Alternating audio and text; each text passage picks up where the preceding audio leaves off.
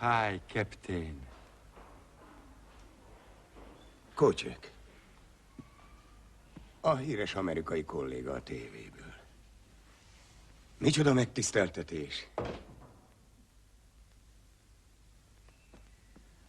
Erőt, egészséget, századosul. Mi az, maga magyarul is tud? Vagy az életben is szinkronizálják? Ennyi, főnök, hát nem tudja, hogy a világon a legtöbb híres ember magyar származású? No, nem ismer meg? Így se?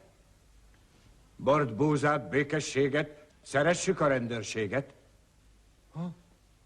Kócsak 2, 10-es, az én egykori beosztottam. A Rákóczi téri őrsről, főnök!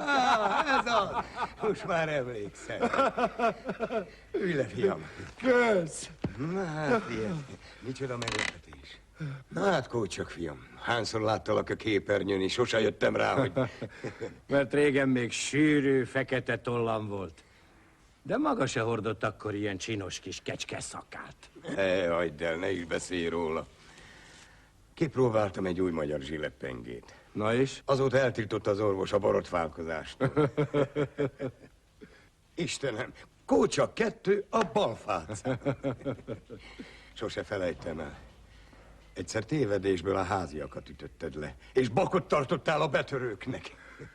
Mire maga rögtön eltanácsolt a rendőri pályáról, és azt mondta, menjek inkább irgalmas nővérnek.